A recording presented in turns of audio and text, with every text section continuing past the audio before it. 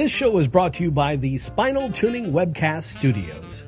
If you want your voice heard, we can help. In Des Moines, call 727-4000.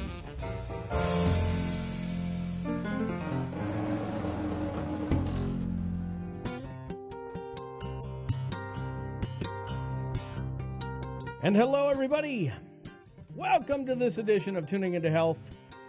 This is episode number 186. It is, what is the date? September 6th, Thursday, 2012. I hope you're all doing well. Get me up on camera here. We got a lot of news for you today, including, well, goodness, thalidomide victims. The drug maker's apology isn't enough. Imagine that. How about asthma drug? It stunts growth permanently. How many kids do you think are on asthma medications right now, huh? And what about this? Patients spending on spinal care in the U.S. has nearly doubled over the past decade. That might seem good for chiropractors, but actually not. So, what else do we have here? Whooping cough outbreaks linked to vaccinated children. And the sunshine vitamin D. The sunshine vitamin D, found to speed tuberculosis recovery. And they also find out that organic food is no more nutritious than organic food. How about coconut oil could be used to combat tooth decay? And the hot topic of the day, sugar versus corn syrup sweeteners. It's a bitter food fight. And what do you think the key to a happy sex life is? Well, as for a chiropractor, we understand this. It's proper communication. Yes. Yes, folks, we got a lot for you today. And I hope you stay tuned because we have Andrew Lobaz calling in, and we're going to be talking about the membership practice right after this.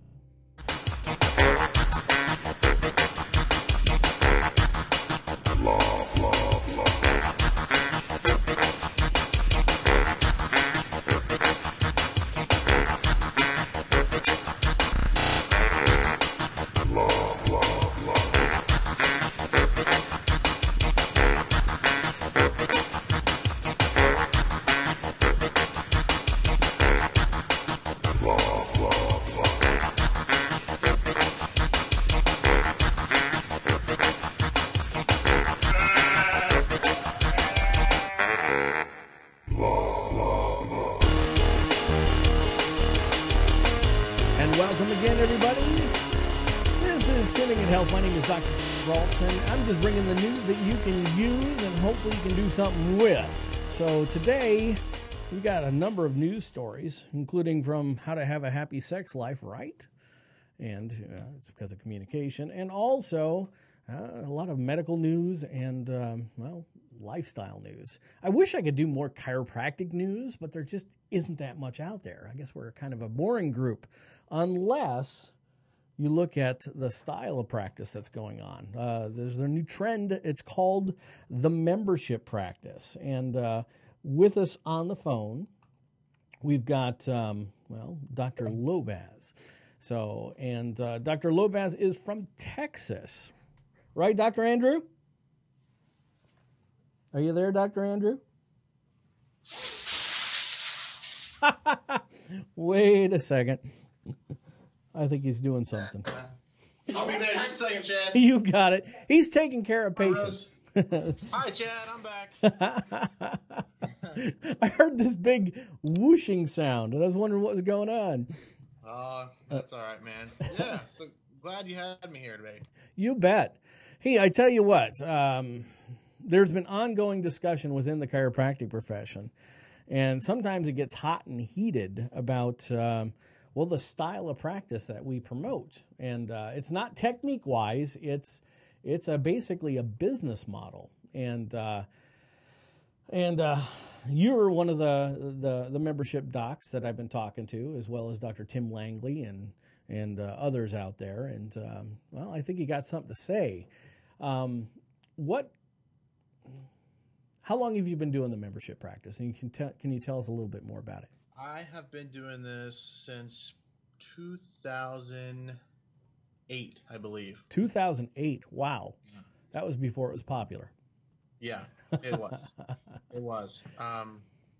I actually had several people doing a style of it or a little of it when I first started, but I didn't really have any philosophy, unfortunately, because I went to a school that didn't really teach that. Yeah. And, so after a while, I started listening to some of the greats, which I would consider Reggie as one of those. Yeah. And I started listening to a couple of his CDs, and things started clicking for me on, the way that this should be simple. Mm-hmm. I think people make it way too complex, and the insurance industry, unfortunately, can make things difficult for chiropractors. Right. And it totally goes against the grain. And I think you're given a diploma, and you really don't know what the hell to do with it when you get it.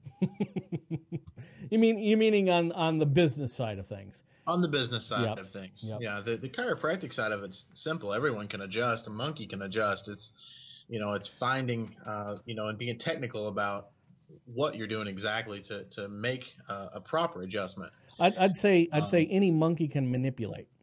There you go. It takes a chiropractor to adjust. That's it.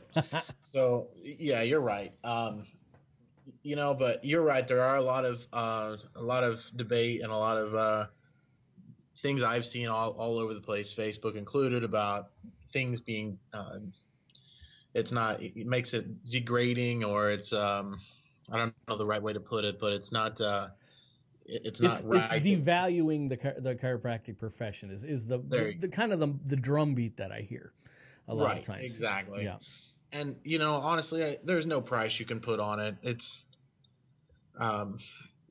there's just no proper price you can, like an automobile, you can look at how much the labor it takes to make an automobile, right? How much it takes to pay the guys to make it, the metal, all these things, and you can put a price on it. But with an adjustment, you can't really, because it's something that if you ask most chiropractors, how often they take care of their families, mm-hmm.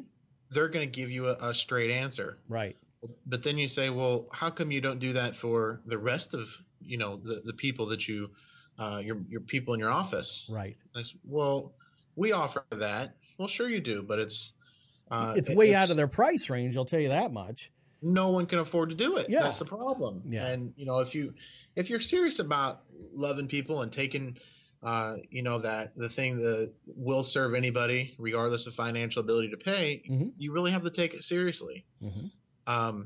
And I just see too many guys wanting, $3,000-$5,000 up front for X amount of visits. And, most of the time they don't come back in. That's just it. They come in for that initial one and they're done. Right. But I don't think that's any way to grow a practice. I see that as a big leaky bucket, and you're not taking care of God's people that way. Right. That's true.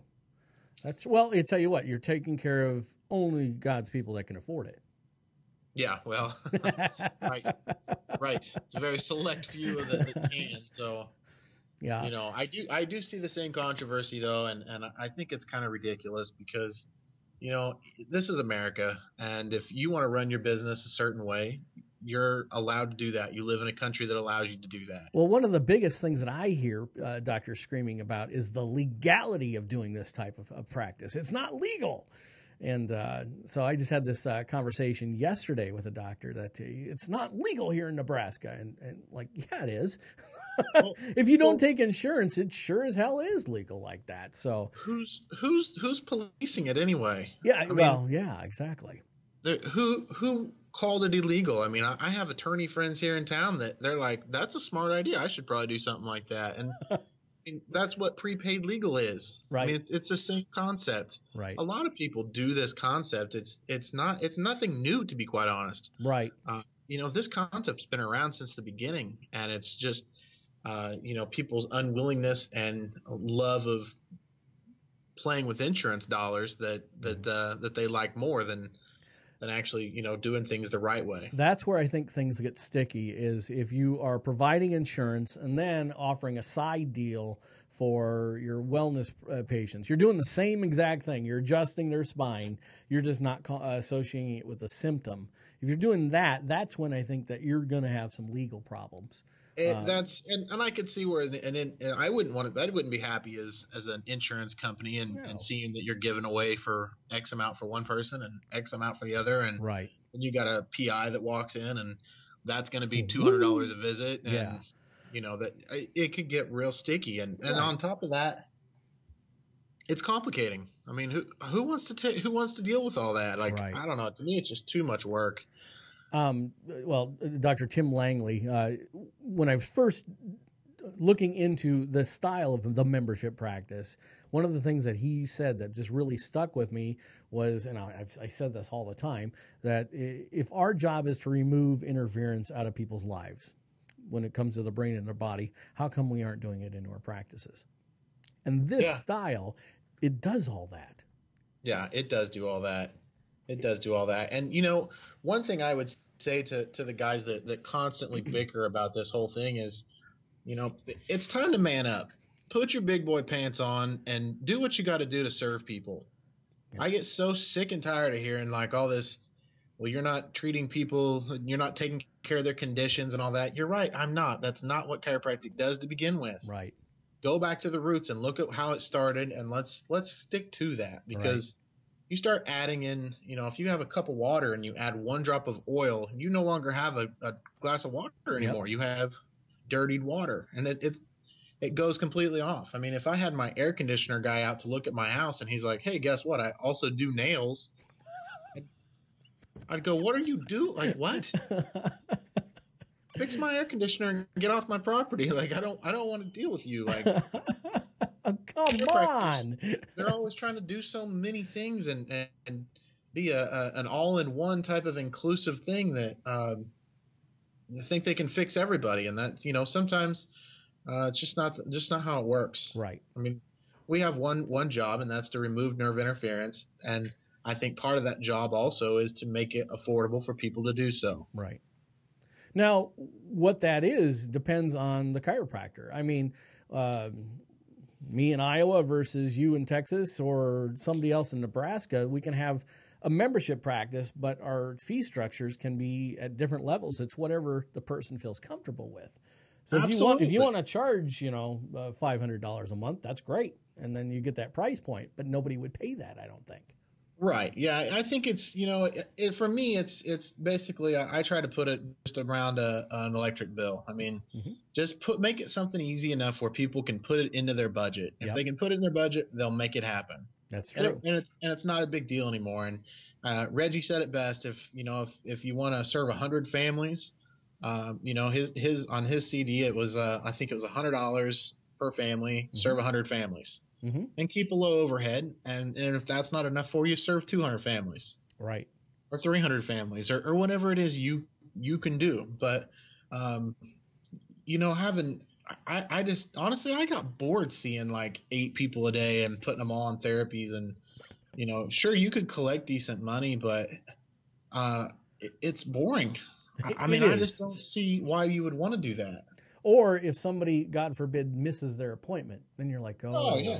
What happened to Mary? And then you call Mary, and she's like, oh yeah, I can't come, and it's just a desperation thing. Like, you're like chasing the girl and she doesn't want anything to do with you, and it's just it creates a really bad taste in people's mouths, after you're calling them and texting them and emailing them and faxing them. You're doing everything you can to get them back in the office, and they just don't even want to deal with you anymore. It's a really bad. It's non-attractive. Well, so I think the best thing is, with the cool part about doing it this way is, if somebody decides they no longer want to be a member, that's fine. Yeah. I look at it as their loss. We have this program. It's available to you. If you don't want to take up on it, don't do it. That's fine. But if you lose one patient, you're not like, oh man, there goes my fund money this month or something like that. It's right. You still have 200 other people that are paying you, so it's not a big and you're deal. Serving them with a smile, and you're not worrying about a whole bunch of different things, which is fantastic. Absolutely. The level of steady income just kind of goes across the board. It doesn't have to drop off or peak. So you look at the fact that I think that somewhere the stat is something like 50% of chiropractors aren't in business in 5 years of graduation. Mm. Well, I think you look at like these chain restaurant type, like let's look at Subway for a minute. Yeah. Subway, you open a Subway in your town, they've already got everything in place. They have the marketing, they have the design, the look, the price points, everything's done for you. You just had to pay the franchise fees. Now, I'm not saying chiropractic should be a franchise, but you should have a business model to follow. Right. And that's what this is all about, is just having a business model that says we have this in place. If you want to do this, this is how it works.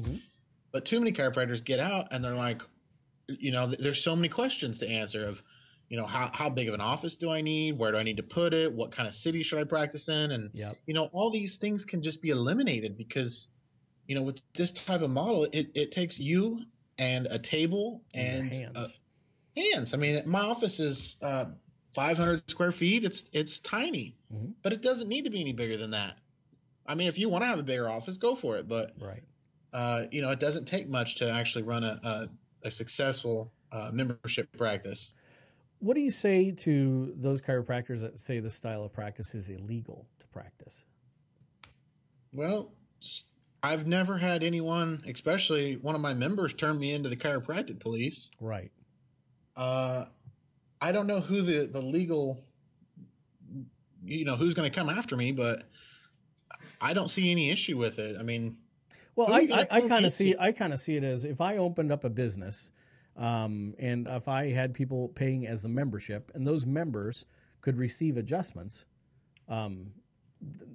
that's none of anybody's business, is it? That's absolutely right. It is no one else's business, and unless they start putting food on your table for your family, then mind your own business. Right.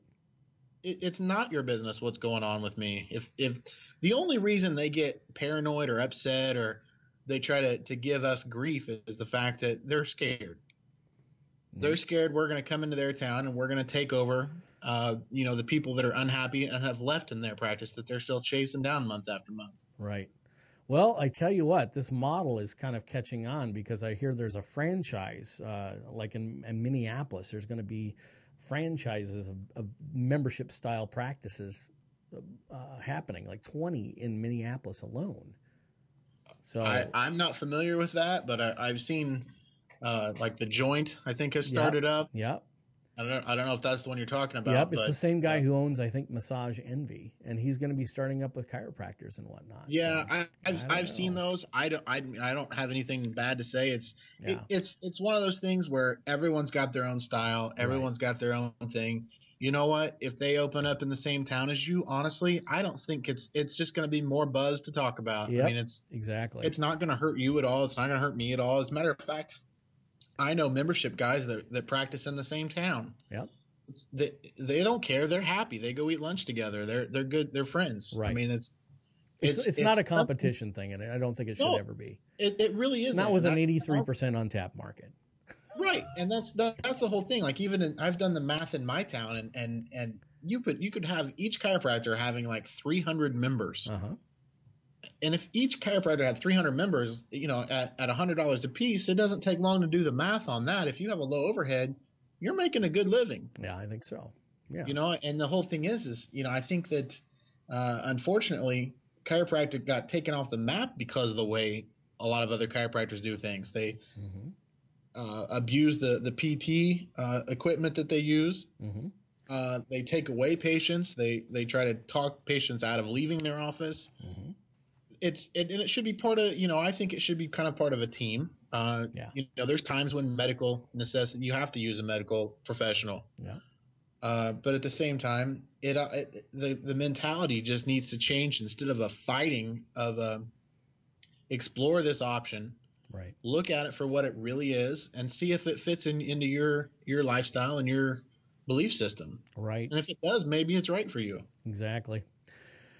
Oh, goodness, Dr. Andrew. Well, thank you so much for chiming in today. I really appreciate your wisdom. And I kind of want to have a lot of more membership docs chiming their opinions in and their ideas and whatnot. So I think this would be a nice forum to kind of express that.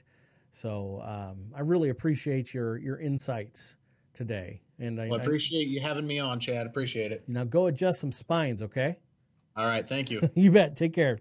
We'll talk to you later. Yep. Bye-bye. All right. We've got Dr. Lopez there from Texas, and he's just another membership doctor doing his thing and having a good time. And we'll be back right after this. We love our chiropractor, and I've got 3 great reasons why. First, there are no appointments, which is great for my busy life.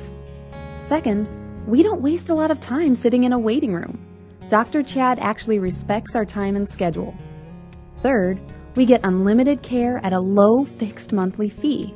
That's right, my family's care is based on our needs, not the insurance company's ability to pay.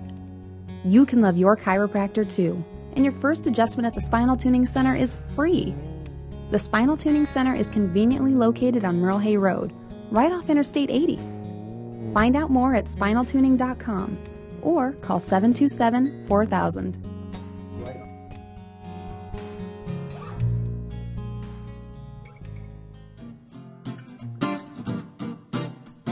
Attention small business owners. Are your marketing materials looking stale? Does the expense of hiring an advertising company just make you cringe? Let Cinnamon Rost with 1809 Design discover your company's unique personality and help you find a design that fits your business and attracts your customers. Working one-on-one with a professional designer means you'll receive a quality finished product quicker and for a lower price. From logos to business cards and flyers to banners, 1809 Design looks forward to helping you with your next marketing endeavor. Visit 1809design.com or call 515-989-1809 today.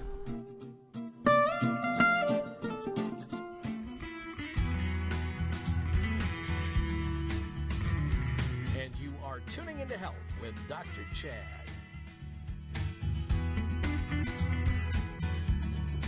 There we go. We got a lot of news for you today. Well, not a lot, but just some interesting news. I found this on Science Daily today. And it says that patient spending on spinal care in the U.S. has nearly doubled over the past decade. Can you believe that? I know a bunch of chiropractors that would probably dispute that, but when you look into the details, it's kind of interesting. Expenditures for treatment of back and neck problems in the U.S. have nearly doubled since the late 1990s, mainly increasing spending for care provided by medical specialists, according to a report in September 1st issue of Spine. The journal is published by, whatever. At the time, spending of primary care, chiropractic, and physical therapy for spinal problems has held steady or decreased. The reports by the study of Matthew Davis. Actually, the chiropractic has just kind of held steady, which is a bad thing, and the physical therapy has decreased because physical therapy doesn't work. So, according to its own studies and according to its own journal, it doesn't work. So the researchers write that recent increasing costs associated with providing medical care for back and neck conditions are contributing to a growing economic burden of managing these conditions. Yeah, and you know what? Managing these conditions is bankrupting because it's very, very expensive, and it has a 2/3 failure rate. But insurance companies, they don't mind. They'll pay for it all. Get rid of the insurance companies. Get rid of the medical care, unless it's a really bad problem that needs medical intervention. Go to your chiropractor, folks. Go to your chiropractor. In 2008, approximately 6% of adults made ambulatory care visits of diagnosis of back pain or neck condition, a total of 13.6 million visits. The percentage of patients making spinal care visits remained remarkably stable throughout the decade. Adjusted for inflation, the annual medical spending on spinal care per patient increased by 95% from $487 to $950. So most of the increase in spending was for the care provided in medical specialists. In contrast, there was very little or no change in spending of spinal care providers of primary care doctors, family physicians, internists, or general practitioners. Spending for care provided by chiropractors remained stable. Care provided by physical therapists was the most costly service throughout the study, but spending for physical therapists appeared to decrease over time. That is from Science Daily, September 5th. And patient spending over spinal care has nearly doubled over the past decade. So they basically doubled, but they haven't gotten the results. While chiropractors, we remain high satisfaction rates around that 95% mark. Yep, we can't take care of everybody and get back pain results. But then, again, we're looking at back pain, aren't we? We aren't just looking at just general care. So if you care for your back, if you care for your spine, if you care for your nervous system, you care for your life, which means you don't have to worry about back pain. Okay? Back pain will come and it will still be there. Back pain will still be there, but it will be there as a warning, not as a chronic condition that drives you nuts and you have to go on a whole bunch of drugs and all that type of stuff. Hey, doctors and nurses may overestimate their quality of care. So this is from Reuters Health. Doctors and nurses, the care that they provide in hospitals and leading up to serious complications, according to a small study. So Dutch researchers found that more than half were delays in recognizing the patient's conditions were deteriorating, advance of the crisis, and such unplanned admissions for intensive care. Meanwhile, nurses and doctors in training and specialists reported fewer delays. Disconnect between the quality of care of the panel of experts found in the records and the quality of care of nurses and doctors throughout they had delivered doesn't mean that the patients were any worse off. Instead, the researchers suggest that means that the doctors and nurses may need to be more critical of their performances. Interesting. Well, it's all about listening, too. It's also about understanding what's going on. And I tell you what, in a crisis care situation, and believe me, I spend my time around medical professionals as well, per family.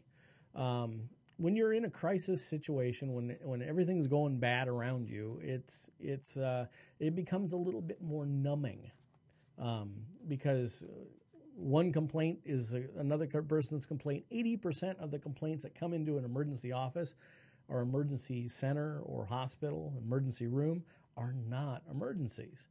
So you have to have a sorting out, a vetting out of all these different types of conditions, and it's really kind of difficult. Hey, asthma drugs may stunt growth permanently. So an inhaled drug commonly used to treat childhood asthma cuts about half an inch off the height permanently, researchers say on Monday. But the good news is that the stunning effect doesn't get worse over time, as far as they know. Researchers report in the New England Journal of Medicine, and they said that doctors can work with parents to reduce the dosage of drugs as much as possible to minimize the effect.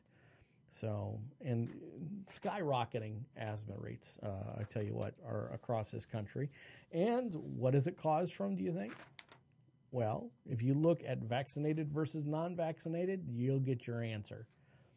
So asthma rates are highest among the vaccinated rates and minimal among the non-vaccinated rates. So what you've done is, well, if your child has asthma, they're vaccinated, you could have allowed them to have a chronic condition that they're going to have probably for the rest of their life. However, the good news is chiropractic patients with asthma respond very well under chiropractic care. So you might want to look at that as another tool to help build health within your body. Not that we're to cure the asthma. That's not what chiropractic does. We can help the brain and body work and communicate better. And what ends up happening is the body's natural state is health, and that's what it trends towards. It trends towards health. Asthma is a chronic condition. It means the lack of health. Thalidomide victims. Remember thalidomide? The thalidomide babies back in the 70s, I think it was. And the medical establishment gave these drugs to pregnant women to cut their morning sickness, I believe it was. So this is in Berlin, and it comes from Reuters. Victims of thalidomide said on Saturday an apology from the German inventor of the drug that caused birth defects in thousands of babies around the world was too little too late. Thalidomide was developed by a German firm, I can't even pronounce the name, and it was marketed internationally to pregnant women in the late 1950s and 60s. Sorry, 50s and 60s, not 70s. And was a treatment for morning sickness. About 10,000 babies were born around the world with birth defects caused by the drug, mostly malformed limbs and missing arms and legs. Having tried to remind them of the criminal behavior across negotiating on several occasions, I didn't think the company would ever make things right, said the British thalidomide victims whatever. It says British thalidomide victims Geoff Adams Spink. This was an important first step, and the next step is to compensate everyone damaged by their so-called totally harmless drug. Now, this is back in the 50s and 60s they're talking about this and compensation, and they haven't coughed up yet. What the heck? What the heck? Oh, well. Hey, do you know they're talking about the key to a happy sex life? And what do you think that is? Well, I told you on the teaser. Sorry about that. But it's communication. Getting comfortable with communication about sex may translate into benefits in the bedroom, especially if the lines of communication are open during the act. Well, I hope they are. New research finds that the comfort with sexual communication is directly linked to sexual satisfaction. People who are more comfortable about talking about sex are also more likely to do while having sex. The researchers found nothing less than the difference doesn't fully explain why sexually chatty are happier than with their erotic lives. Oh well, there you go. We'll be back right after this.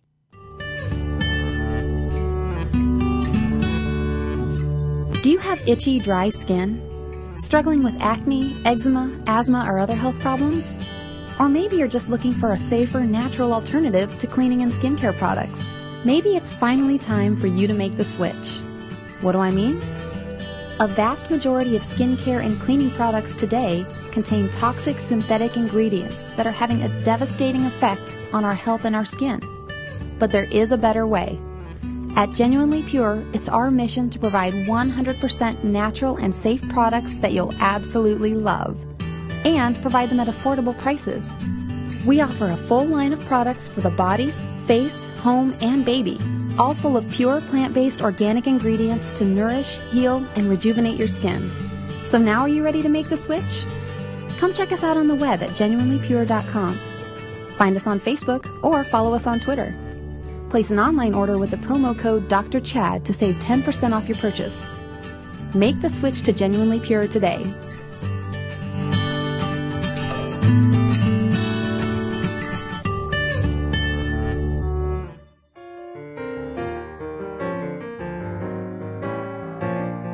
When you're looking for a new home, why not seek the counsel of friends who happen to know the housing market better than all the rest? Mike and Holly Taylor with Iowa Realty can answer all questions related to securing a mortgage and provide valuable information that is important to your family. Mike and Holly will provide you with a detailed summary of area schools, nearby amenities, and all the testimonials from the people that they have served. Call Mike or Holly at 453-6011. That's 453-6011 to start looking for your new home today.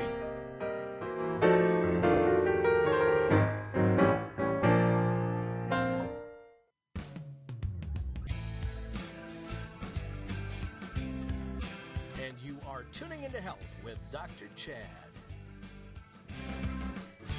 I'm just getting in the swing of things again. This is kind of new. I took some time off, and this is episode 186. That's kind of crazy. And that 200 mark will come up really, really soon. So this is a show. It's called Tuning into Health. It's just talking about different healthcare topics, different stuff on the news, different contradictions within the medical establishment. See, in this show, we kind of... we define and we distill the meaning of what healthcare is. And many of your opinions about what healthcare is, and if you're not a chiropractor, we're going to help you see the contradiction in what healthcare is versus what medical care is, and kind of delineate the two. One of those aspects of healthcare is, well, what you eat, what you put in your body. Some of it is how much activity you're getting. Some of it is just getting your spine adjusted. Well, I'd say the majority of that is. Got to start from somewhere, and that's where it does. But making sure that your brain and body are communicating at a higher level and as high its efficiency level is one of the keys to good health. Just like eating good food is one of the keys to getting health, and having an activity level that keeps you moving and whatnot. So all those contribute, and so we're going to be talking about those types of things. So do I sell nutrition? Yeah, I do, because I have nutrition.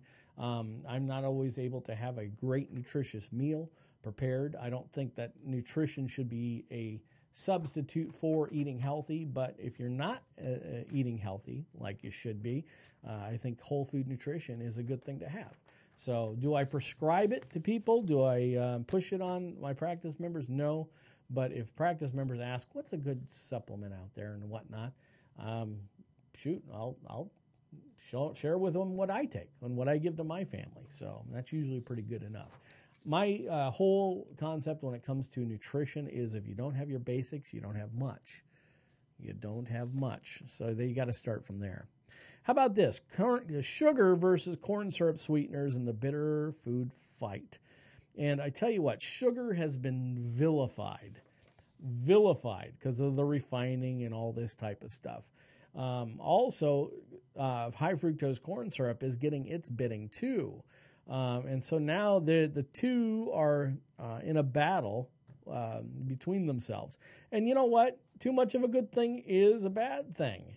And I think that the power packing within high fructose corn syrup is not a good thing.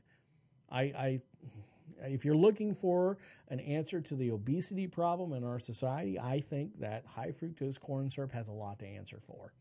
So, and that's just my opinion, but you're not seeing the problems that we had today that we had back. Well, you're not seeing those problems. You're seeing those problems emerge today with the onset of high fructose corn syrup than what you did back in the 60s and 70s and even 80s. You didn't have the problems back then. Vaccination rates were lower and all that type of stuff. I know it all comes into focus, but when you get away from natural sugar, I think, and I love raw sugar. I like the raw cane sugar if I can get it. I think it's a lot better than the high fructose corn syrup. Now, does that mean I don't ever drink a Coca-Cola? Nope. Coke's got me hooked. I'm sorry. I don't have Coke very often. I don't have soda very often, but when I do, I enjoy it. If I can try to get the throwback Pepsi or something like that, that's fine. But I'm not going to deprive myself. I know it's my lack of discipline. I'm such a bad chiropractor because I like Coca-Cola. Whatever. So, oh well. Just like I said, try to go more natural when you can, when you have the choice in front of you. So, a group of food companies that include the conglomerate Cargill Incorporated has sued the sugar industry trade group, claiming high fructose corn syrup is being unfairly maligned by the promoters of natural sugar. But never mind that they have studies that compare those animals that ate natural sugar versus high fructose corn syrup, and it's the high fructose corn syrup animals that ended up obese. The battle is for the consumer hearts and minds and stomachs. Purveyors of corn syrup say that their sales are in jeopardy because of misleading claims by the sugar makers, while sugar industry alleges false advertising by corn companies to try their market their sweetener as no different than sugar, or what they're calling it now is corn sugar. One of the things that we buy in our household is bread, and I can't remember the name of the name of the bread, but one of the things that they have across the banner on top is no high fructose corn syrup. They just use regular sugar. we'll buy that compared to any other type of bread. And high fructose corn syrup is used in the baking industry like you wouldn't believe it how much it's used. So and also Hunt's ketchup. Yeah, I like ketchup too. I like ketchup on a burger. If I have the choice between Heinz and Hunt's, I'll choose the Hunt's every day because on the label it says no high fructose corn syrup. So these companies are doing it because there's a backlash from the consumers. And so what ends up happening is the Cargills of the world and Monsanto's start screaming, and they start screaming at the people that are just producing sugar, which is not good. Listen, anything, too much of a good thing is a bad thing, and you just kind of limit yourself on that, I guess. Coconut oil can combat tooth decay. Digested coconut oil is able to attack bacteria that cause tooth decay. In its natural antibiotic that can be incorporated into a commercial dental care product, says scientists presenting at the Work Society for General Microbiology's autumn conference at the University of Warwick. The team of Athlone Institute Technology in Ireland tested antibacterial action of coconut oil in its natural state and coconut oil that had been treated with enzymes in a process of similar to digestion. The oils were tested against strains of Streptococcus bacteria, which are common inhabitants in the mouth, and they found that the enzymes-modified coconut oil strongly inhibited the growth of these strains of Streptococcus bacteria, including Streptococcus mutans, the acid-producing bacterium and the major cause of tooth decay. So that's kind of neat. I'm a big fan of coconut oil, and I even use it in my coffee in the morning. So organic food is no more nutritious than organic food, study says. I'm not sure where this came from, but I'll probably try to post it on Facebook. I know I have it on my feeds list. Organic produce and meat typically isn't any better for you than the conventional varieties when it comes to vitamin and nutrient content. However, the organic foods will not have the pesticides. That's an important consideration.